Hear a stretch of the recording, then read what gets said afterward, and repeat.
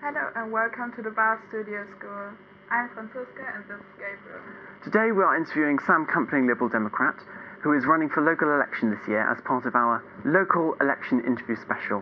Welcome, Sam Campling. Thank you. Very nice to meet you.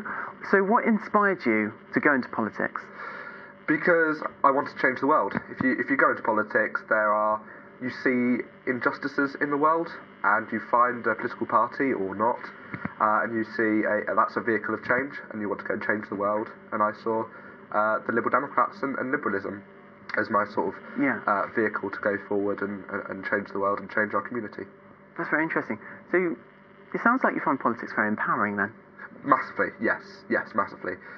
You meet lots of interesting people. You get to help people. It's a really interesting sort of field to be in, and I enjoy it massively. That's very positive. I hope you don't mind me saying, but you look very young to be in politics. How old are you exactly? I'm 19. Yeah. You're not? I am. 19? 19. We're expecting something like 21. No. Yes, no. If I'm elected, I'll be one of the youngest councillors in the country. So that'd be quite. That'd be amazing. Yeah. Definitely. I mean, some people do say that being so young in politics is a bit of a hindrance because you would have less experience maybe in politics, but also working in the real world. What do you say to that? Not at all. To have a successful political system, you need people from all walks of life. You know, somebody who's just finished going through the education system, to people who are, much older, who've got that experience, and we can work together to create a better system for young people, for the education system, and all the rest of it. Yeah. So you'd say you sort of have a more up-to-date, maybe, view of stuff. Yeah, definitely. Well, I've fresh out of education, so. Having that recent experience would help me to help people like you. Have you got lots of ideas regarding improving education in this country then? Improving education in this country? Yeah, I mean, the Liberal Democrats are very much of the opinion that things like Ofsted should be reformed massively. I'm of the opinion that school is massively biased towards people who are academic. I'm not so academic. So people like me really struggled going through school with exams and stuff. So we need more vocational paths for education, and something like this is fantastic. Something like that studio school. Yeah, absolutely. Yeah. And of course, you have been an activist and campaigner, including for better disability rights. What changes do you think need to be made in Bath on that front? So I grew up in North Devon. And my little brother was born with Down syndrome, and seeing reports in the news about how children are being screened for disabilities like Down syndrome, and having a little brother who's 10 years old, it's harrowing to see that people like him are being screened out and aborted. It's heartbreaking, and I think that we need to come together as a community and actually say, this is not right. We need to have more choice on abortions, but we also need to say, hang on a minute, you can't just screen out you can't just screen out people who've got Down syndrome, because that's undoubtedly very bad for society.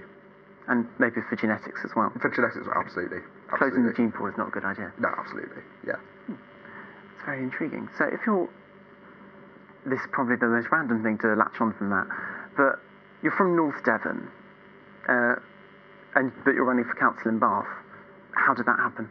I moved to Bath for work, and I immediately threw myself into the community. I've always been a Liberal Democrat, campaigner across the country, and I decided that I wanted to stand for election and make my community better. So you somehow become a Bathonian? Absolutely, yes.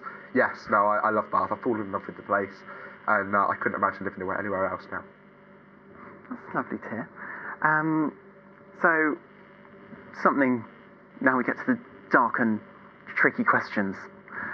Employment in Bath, according to official labour market statistics, puts employment in Bath at 74.5%, which is less than across the whole of the southwest, which is 78.7%. What do you think you can do as a councillor maybe to bring up the employment levels in Bath? Well, so employment levels are massively important for communities and for local council areas. So we need to be funding more investment into creating jobs, especially in areas around making our area greener.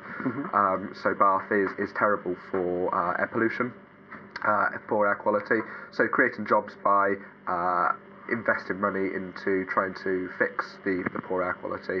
And I don't think the clean air zone goes anywhere near doing that. So having new ideas, fresh ideas that can create jobs and make our community a lot nicer, and the air we breathe better. You said that the clean air zone is not doing enough to sort out the clean air problems in Bath. Why is it not enough? Because so the clean air zone area we've got at the moment is so in my ward we've got the Western Riverside.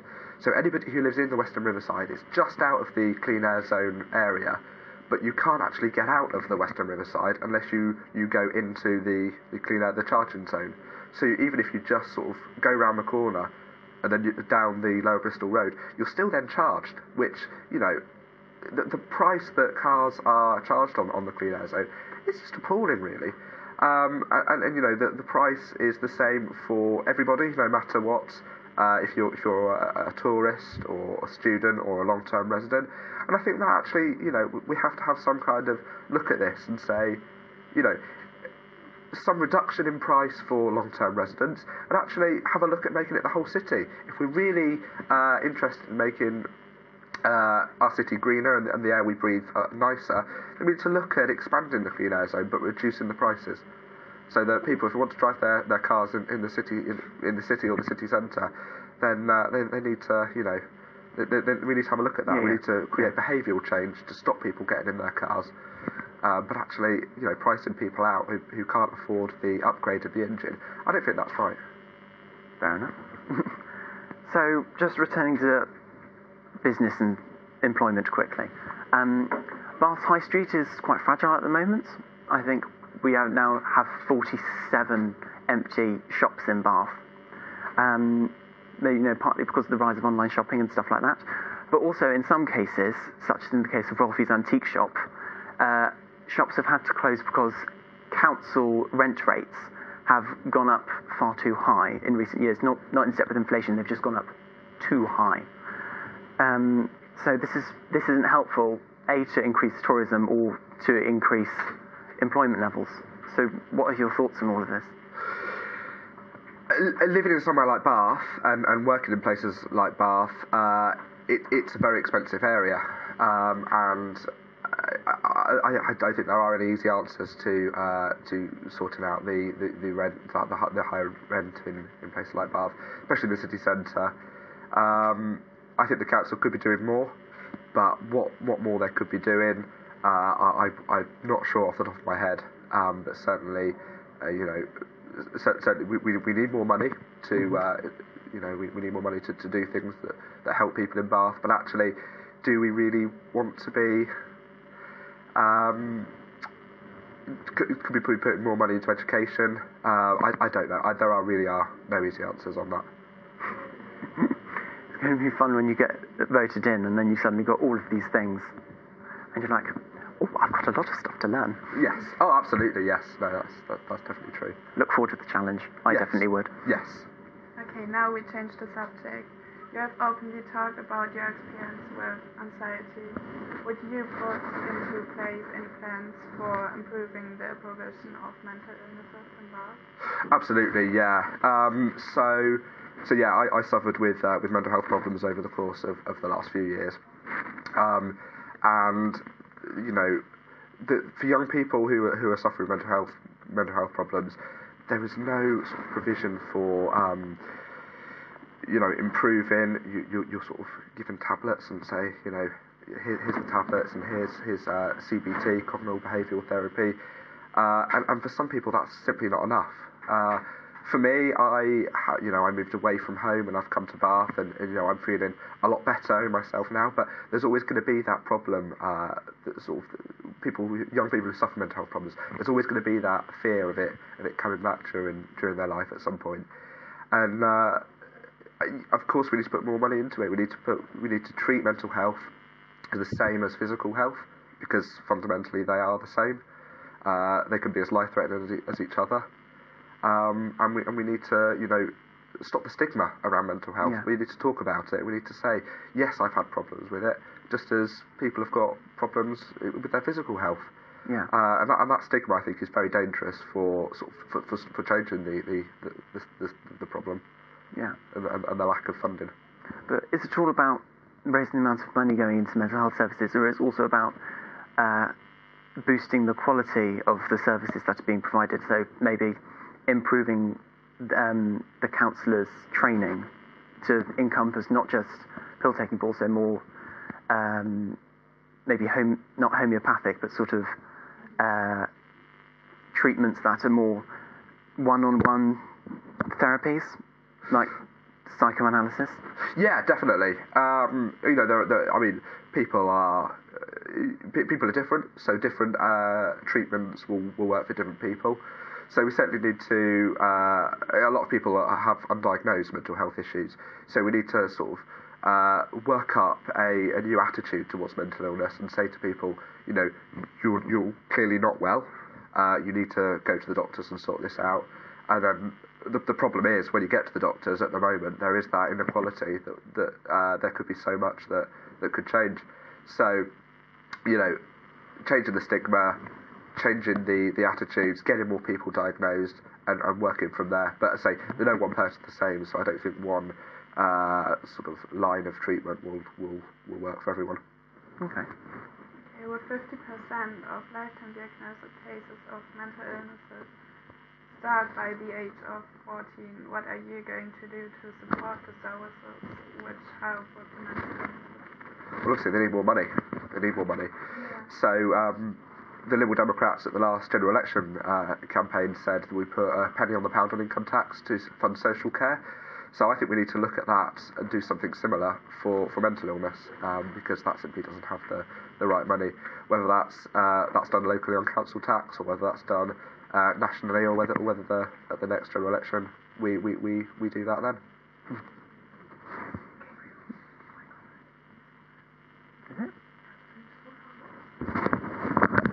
Do you mean shake? We can edit this bit out, right? What that sounds? Or do you want me to clip it differently? I'll just ask if that's alright.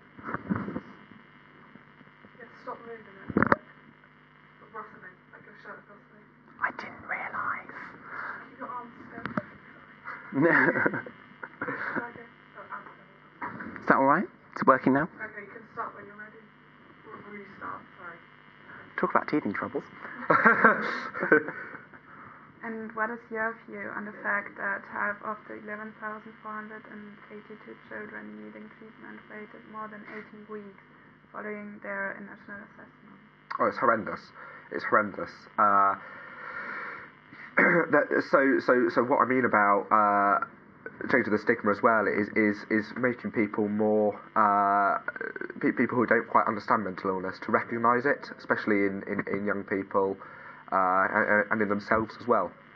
And so having that knowledge of what's going on here, what's going on in my head, what can I do about it, and the feeling of not feeling ashamed, which is a problem.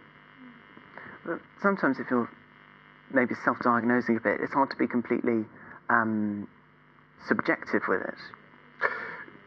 So no, I'm not self-diagnosing, that's not what I'm saying. I'm saying about recognising that there is a problem here and I need to go get it sorted out. I need to go and get diagnosed from a professional. Yeah. But it's all about recognising that there is an issue and recognising then that they can go and do something about it.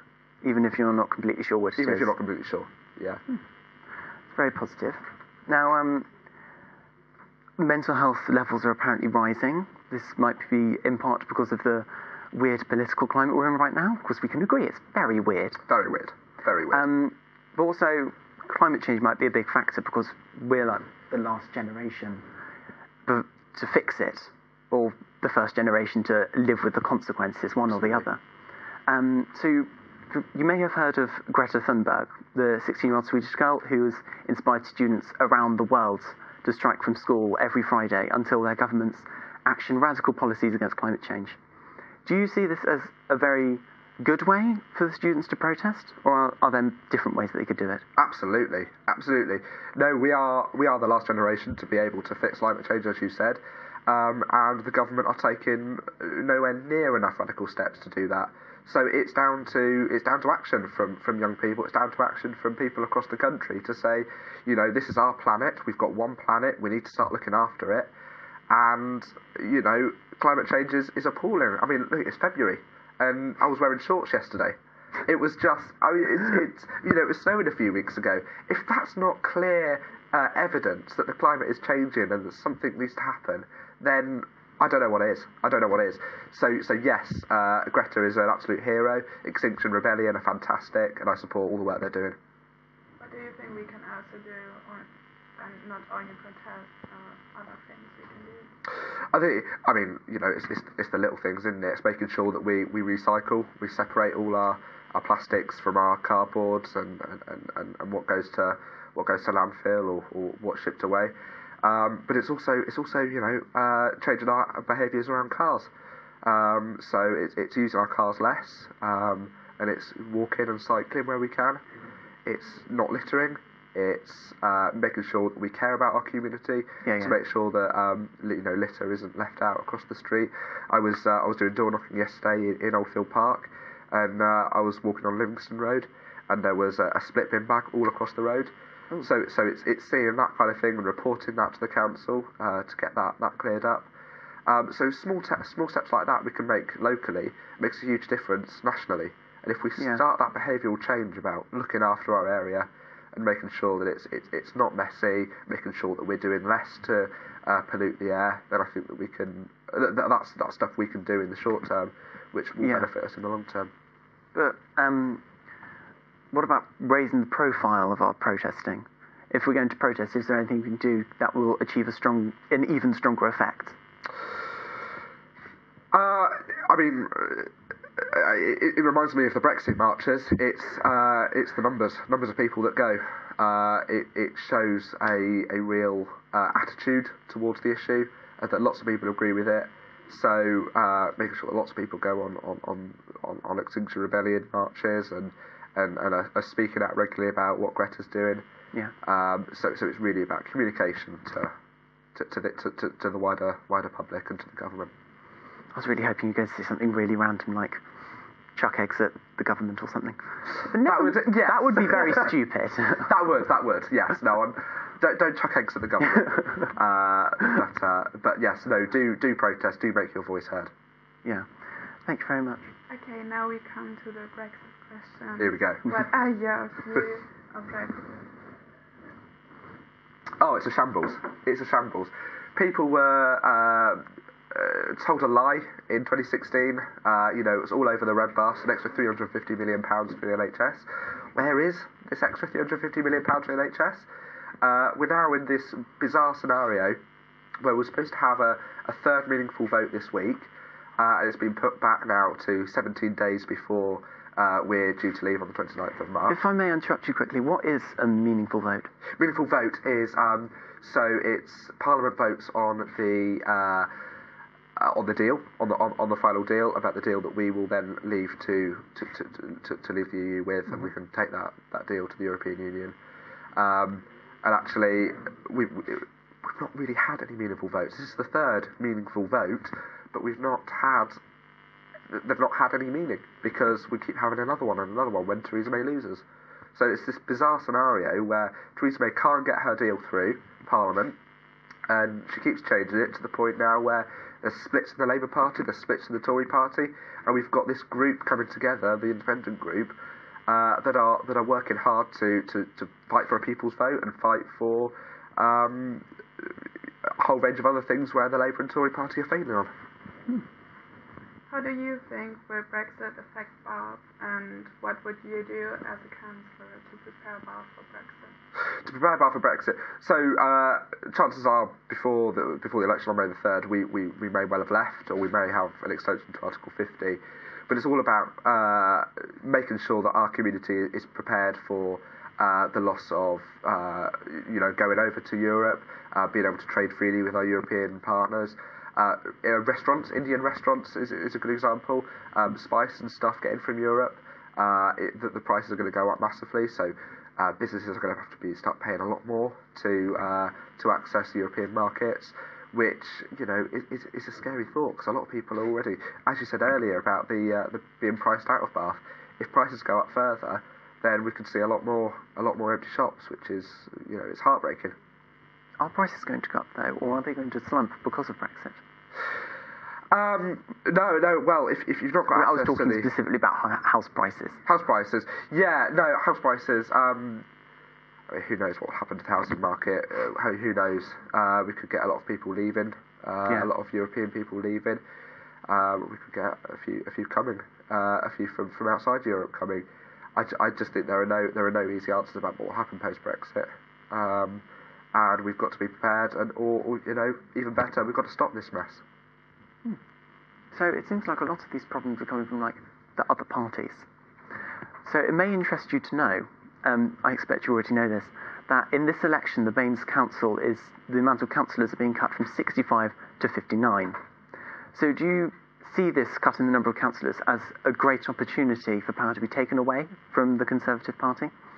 Well, I see any election as a good opportunity to take power away from the Conservatives, because they're not very good at running things. But how about this cutting councillors particularly? Cutting councillors specifically. So the boundaries have changed quite dramatically. So if you look at my area, the new Westmoreland ward takes in Moreland Road, and it takes and the Oldfield ward has been split into Morelands, which is the Oval, Englishcombe Lane. You've got Oldfield Park, which takes sort of from the end of Moreland Road through 3rd Avenue all the way onto the Wells Road, and you've got Westmoreland now, which takes all of Moreland Road, the Western Riverside. We've got St Kilda's Road. I just think that's a good opportunity to actually create more, smaller areas that actually can have a representative that represents better. Their views specifically. Their views specifically, yeah. So I mean, the old Oldfield ward was weird. It was just, it was it was just, it was the Oval. It was quite deprived up there, and it was, it was it didn't quite match. Very mixed. No, exactly. Yeah, exactly. Okay. So we come to the final question. What do you hope to achieve if you are elected as a councillor? So I want to, I want to build more houses. I want more houses to be built in the area. I want a council that listens to the residents. I want a council that puts people and places first rather than dogma, which the Conservatives have done. And with the Liberal Democrats, it's a really good opportunity to take control, or to coin a phrase, take back control. And I think that we can do that. We can. I mean, who do you want asking central government for more money? Do you want Tim Warren, leader of the council currently, who doesn't really want to rock the boat to an already rocky Conservative Party in central government, or do you want a Lib Dem who, quite frankly, doesn't really care if she rocks the boat, and she wants to go and get more money for our community, and she doesn't care who is go to central government, go to the community secretary and say, we need more money for Bath and North East Somerset. That's what I want. I don't want someone who is dogmatic. I want someone who's pragmatic, and that's the Liberal Democrats. So is that what you would say makes the Liberal Democrat more appealing to the other parties like Labour and the Greens and the new Bath Independent Group? I mean, only the Liberal Democrats can take control. Only the Liberal Democrats can get the numbers required to take control of the council. So absolutely yes. Truly fascinating. Thank you very much for your time, Sam Campling, and thank you for watching. This has been the Bath Studio School with our local election interviews. I'm Gabriel, this is Francisca. Thank you for watching, goodbye.